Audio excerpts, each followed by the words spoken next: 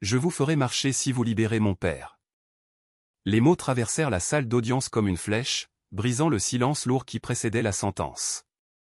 C'était la voix d'une enfant, à peine âgée de 7 ans, osant prononcer l'impensable devant le juge le plus redouté de la ville. Sa voix ne trembla pas, mais toute la salle explosa en rires immédiats. Les avocats raillèrent, leurs murmures moqueurs se mêlant aux éclats. Les journalistes, leurs stylos griffonnant frénétiquement sur leurs blocs, semblaient assister à un spectacle grotesque. Les familles présentes secouaient la tête, incrédules. Pour tous, ce n'était qu'une scène ridicule. Une petite fille maigre, vêtue d'une robe simple et de tennis usé, promettant de rendre l'usage de ses jambes à un homme qui, depuis 15 ans, vivait dans un fauteuil roulant. Le juge Fausto, connu pour sa rigidité et sa froideur impassible, fixa la jeune fille, le front plissé. Son visage austère, marqué par des lignes profondes de sévérité, était le portrait d'un homme qui ne croyait plus qu'en la loi et au papier sur son bureau. « Fillette, dit-il d'une voix coupante, ceci n'est pas un cirque. Tes paroles ne changent pas la loi. Ton père sera condamné et aucun miracle ne l'empêchera. » Les rires redoublèrent. Une vieille dame chuchota assez fort pour être entendue, « Pauvre enfant, elle a perdu la tête. » Et un autre homme, ironique, alors, « Fais-le danser, petite. Nous attendons. » Sur le banc des accusés, le père, Ramiro, menotté, pleurait en silence. Ses épaules tremblaient, non par peur de la condamnation, mais de douleur à voir sa fille ainsi humiliée. Il tenta de se lever, suppliant, « Fillette, ne fais pas cela. Ne t'humilie pas pour moi. » Mais Véronica ne céda pas. Elle leva le menton, fit quelques pas fermes jusqu'au centre de la salle et fixa le juge droit dans les yeux. Ses petites mains serrées tremblaient, mais sa voix sortit encore plus forte, « Je vous ferai marcher, mais avant, libérez mon père. » Le juge Fausto agrippa le bras de sa chaise avec une force inouïe. Cette phrase, si audacieuse, avait touché une blessure qu'il cachait au monde, une plaie jamais cicatrisée, l'accident qui l'avait laissé paralysé. 15 ans d'entendre les médecins lui répéter qu'il ne marcherait plus jamais. 15 années de douleur, de rage et de froideur accumulées, transformant son cœur en pierre. Et maintenant, devant lui, une enfant affirmait pouvoir lui rendre ce que la vie lui avait volé. Un bras de fer silencieux s'engageait entre le cynisme le plus profond et la foi la plus pure. Fausto tenta de rire, un rire moqueur, mais les muscles de son visage, tendus par l'émotion refoulée, ne lui obéirent pas. Le tribunal entier attendait une réponse, suspendu au bord d'un gouffre d'incrédulité. Il s'éclaircit la gorge avec difficulté et finalement, grogna avec une arrogance calculée, « Tu as 2 minutes. Montre-moi cet impossible miracle. Et quand tu échoueras, tu apprendras que la justice ne s'achète ni avec des larmes, ni avec des tours d'enfant. » Un silence pesant s'abattit sur la salle. Même les plus moqueurs n'eurent pas le courage de rire à ce moment-là. Le regard de la fillette portait quelque chose de différent. Ce n'était pas de l'innocence, c'était une foi ardente, une lueur presque impossible à ignorer. Le père sanglotait, la mère pleurait dans les dernières rangées, les journalistes approchaient leurs caméras, les gardes, en alerte, observaient chaque mouvement. Mais Véronica ne voyait qu'une seule chose, l'homme devant elle. Véronica prit une profonde inspiration, sa petite poitrine se soulevant à peine sous sa robe délavée. Elle s'approcha lentement du fauteuil roulant, chaque pas mesuré, comme si elle marchait sur un chemin sacré. Ses yeux restaient fermes, son regard ancré dans celui du juge, une détermination inébranlable y brillait. Sa voix, sereine mais chargée d'une conviction inébranlable, résonna dans le silence tendu, « Ce n'est pas un rêve, c'est une promesse. Vous marcherez, et tous ici le verront. » Et le tribunal, qui quelques secondes auparavant éclatait de rire, retenait désormais son souffle, comme si quelque chose d'invisible était sur le point de se produire. Véronica s'agenouilla devant le fauteuil roulant. Le marbre froid du sol semblait traverser sa peau fine, mais elle ne s'en souciait pas. Elle posa ses petites mains tremblantes sur les genoux immobiles du juge Fausto et ferma les yeux, murmurant des mots doux, presque une prière enfantine. C'était une supplication pure, un appel désespéré teinté d'une certitude divine. La tension dans la salle était écrasante. Tous les regards étaient braqués sur elle, certains de dérision, d'autres d'incrédulité, et quelques-uns, rares, de compassion. Mais personne ne croyait, personne n'osait même imaginer que cela puisse être réel. Un homme dans les rangées du fond cria avec ironie, « Allons-y, la faiseuse de miracles. Fais danser le juge. » Les éclats de rire explosèrent à nouveau dans la salle. Certains battaient des mains, d'autres sifflaient, comme s'il assistait à un spectacle de bas étage. Le rire résonnait contre les murs de marbre, comme des coups de marteau cruels et incessants. Le juge, bien que rigide, ne rit pas cette fois. Ses yeux étaient mi-clos, évaluant la fillette avec un mélange de mépris et quelque chose de plus profond, un résidu de doute, une ombre d'espoir qu'il ne s'avouait même pas à lui-même. Son esprit rationnel se débattait avec ceux qui l'observaient. Mais Véronica ne fut pas ébranlée par le tumulte. Ses lèvres continuaient de murmurer, et sa petite voix brisée portait plus de force que n'importe quel discours préparé. C'était une foi brute, innocente, ardente, une flamme vacillante mais tenace. Soudain, le juge leva un sourcil et laissa échapper un rire sec, cruel, froid comme l'acier. « C'est tout ? » Pathétique. Rien ne s'est passé. Une enfant qui essaie de jouer la faiseuse de miracles dans un tribunal sérieux. Son rire fut le signal pour que tous les autres éclatent en rire encore plus fort, une vague sonore qui submergea la salle. Une femme secoua la tête et dit assez fort pour que tous l'entendent, « Pauvre petite, elle va grandir traumatisée par cette mascarade. » Le cœur de la fillette sembla se briser en 1000 morceaux. Les larmes qu'elle luttait pour retenir coulaient maintenant sur son visage, brûlantes et amères. Elle regarda autour d'elle et tout ce qu'elle vit, ce furent des sourires moqueurs, des regards de dérision, des doigts pointés. Son père tenta de se lever, désespéré, criant « Arrêtez ça, ce n'est qu'une enfant. » Mais les gardes le repoussèrent sur le banc des accusés, le retenant avec force. Ramiro pleurait, impuissant, écrasé par l'humiliation de sa fille. La fillette se leva lentement, ses petites jambes tremblantes, son visage rougi de honte. Elle tenta de respirer, mais le nœud dans sa gorge était suffocant, lui coupant l'air. Elle regarda son père, les yeux pleins de larmes, comme pour s'excuser de ne pas avoir pu le sauver. La foule riait plus fort, leur voix résonnant comme des coups de fouet. Les journalistes prenaient avidement des notes, prêts à relater le fiasco de la petite faiseuse de miracles. Le juge s'éclaircit la gorge et frappa son marteau sur le bois, rétablissant l'ordre d'une voix de fer. Assez de cette farce. Passons à la sentence. À cet instant, Véronica comprit le poids de la cruauté humaine.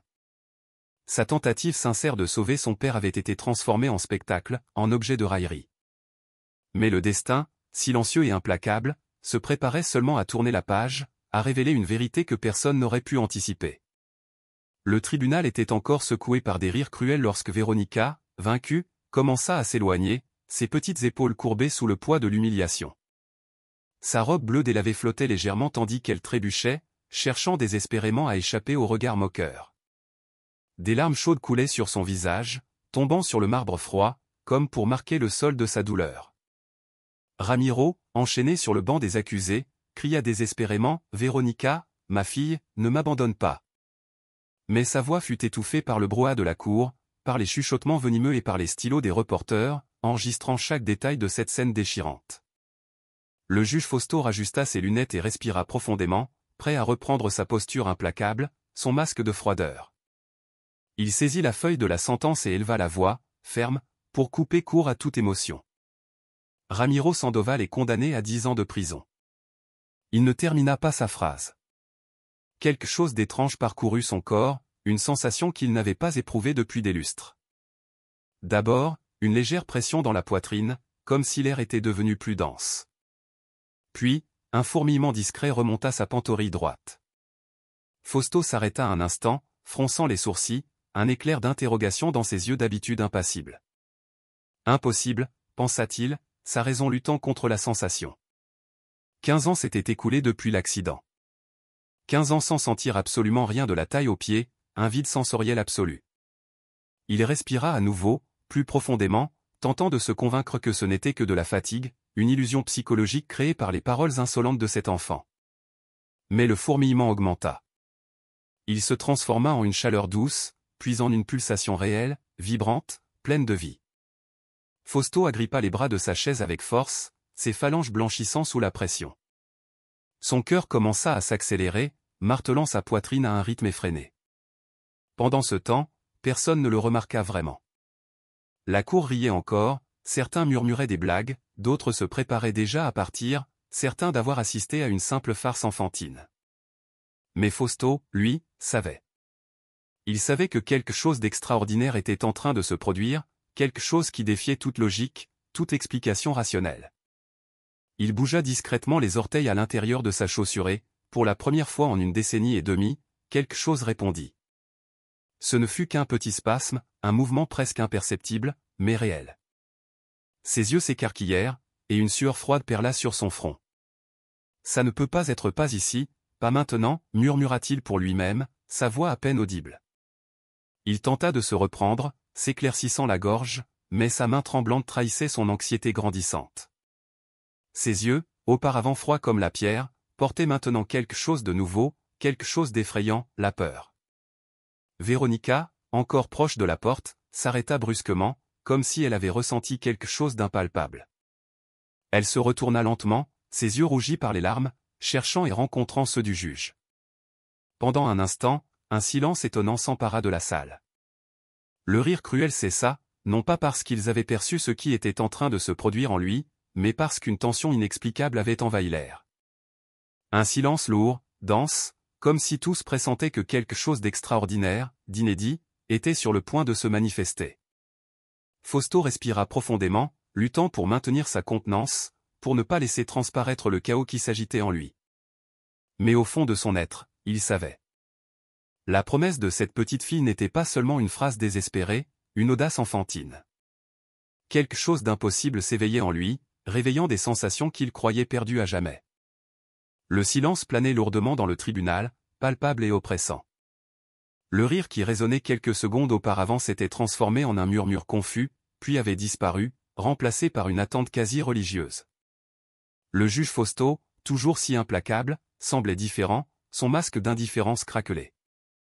Ses mains tremblaient légèrement sur le bois sombre de la banc, et une goutte de sueur froide perla sur son front ridé, descendant lentement le long de sa tempe. Véronica, immobile près de la porte, continuait de le regarder fixement. Ses yeux, encore humides de larmes, portaient maintenant quelque chose de plus puissant, une lueur grandissante, l'espoir. C'était comme si la fillette sentait, avant tous les autres, que sa promesse n'avait pas été vaine, que sa foi avait trouvé un écho. Soudain, le son d'un frottement métallique résonna dans la salle. Ce fut rapide, presque imperceptible, mais quelques-uns le remarquèrent, leur tête se tournant brusquement. Les pieds du juge avaient bougé, ne serait-ce que d'1 millimètre. « Vous avez vu ça ?» murmura un reporter au premier rang, abaissant sa caméra avec incrédulité. « Ce n'est pas possible », chuchota une femme, serrant la main de son mari à côté d'elle. Les gardes près du banc des accusés levèrent les yeux, confus, leur visage exprimant un mélange de surprise et de suspicion. Même Ramiro, le père de la fillette, leva la tête soudainement, les yeux écarquillés, comme si une étincelle d'espoir avait traversé son âme épuisée, ravivant une flamme qu'il croyait éteinte. Fausto, sous le choc, tenta de dissimuler sa réaction. Il rajusta ses lunettes et s'éclaircit la gorge, mais sa voix échoua au moment d'essayer de continuer la sentence, se brisant dans un son rauque et incertain. Ramiro Sandoval est con, il s'arrêta net, incapable de prononcer le mot.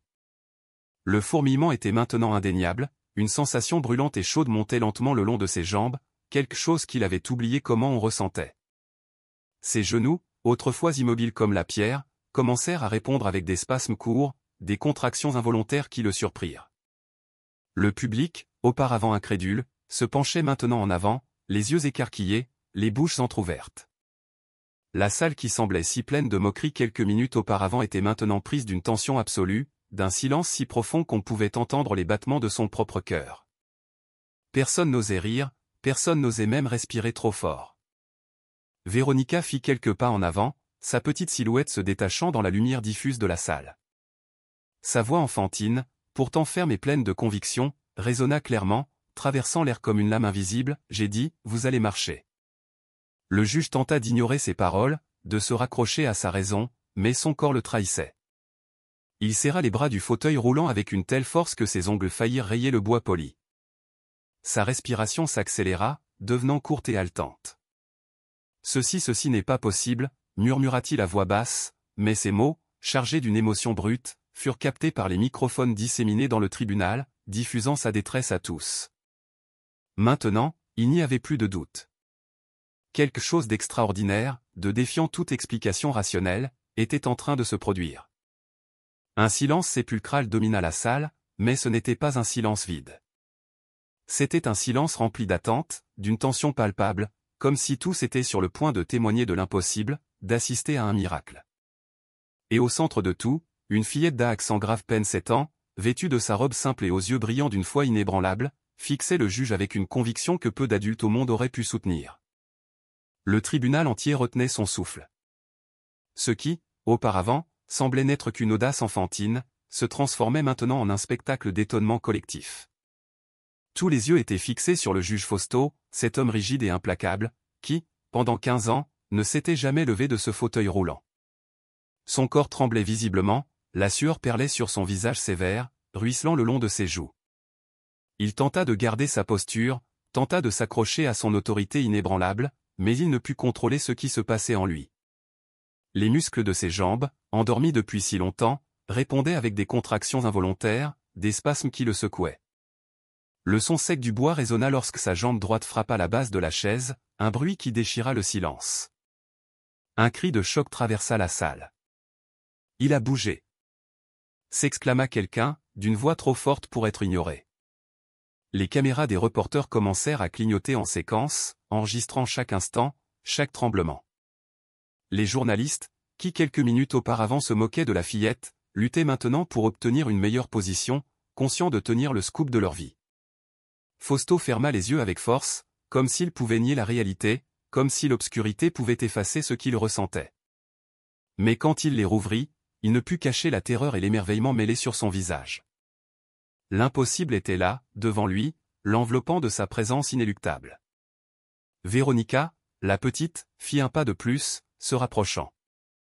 Sa voix douce et ferme résonna clairement dans le silence absolu, porteuse d'une vérité simple et puissante, « J'ai dit que vous pouviez encore marcher. » Fausto tenta de parler, mais sa gorge se serra, les mots restèrent coincés. Sa main trembla violemment lorsqu'il tenta de s'appuyer sur les accoudoirs de la chaise, cherchant un point d'ancrage. Pendant un instant, il sembla que le monde entier s'était arrêté, suspendu à ce moment précis. Puis, avec un effort visible, déchirant, il commença à soulever son corps. Le grincement métallique du fauteuil roulant, le son des roulettes qui ne serviraient plus, résonna comme un coup de tonnerre dans la salle. Le tribunal entier se leva soudainement, dans un mélange d'incrédulité et de révérence, leur visage figé par l'émerveillement. À chaque centimètre que le juge montait, l'incrédulité se transformait en stupeur absolue, en un choc profond qui secouait leur certitude. Quand il réussit finalement à se tenir debout, les jambes tremblantes mais droites, le silence fut rompu par un soupir collectif, un mélange de surprise et de soulagement.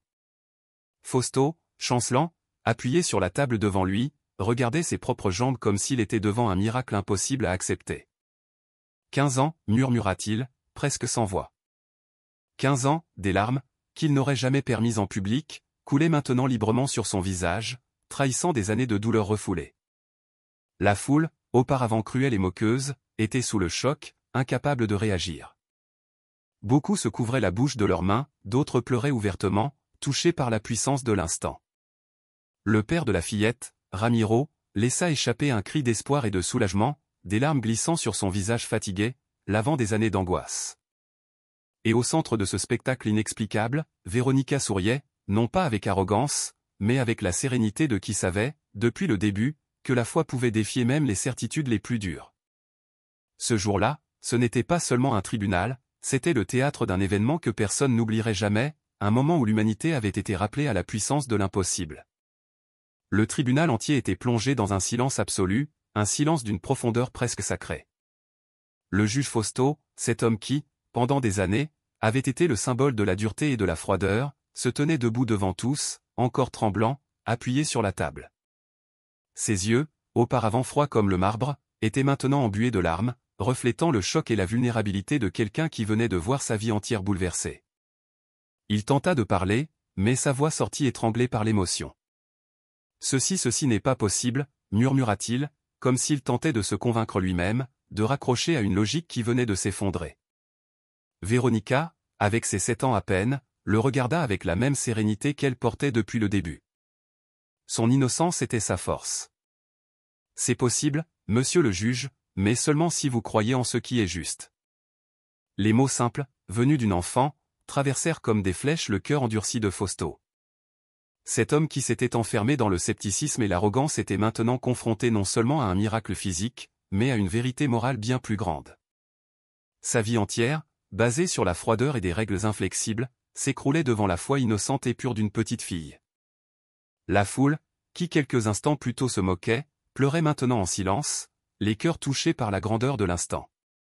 Beaucoup s'agenouillèrent en signe de révérence, incapables d'expliquer ce qu'ils avaient vécu, mais conscients de sa puissance. Les reporters, jadis friands de scandales et de sensations, filmaient désormais chaque larme, chaque frémissement, conscients qu'il assistait à un moment qui entrerait dans l'histoire.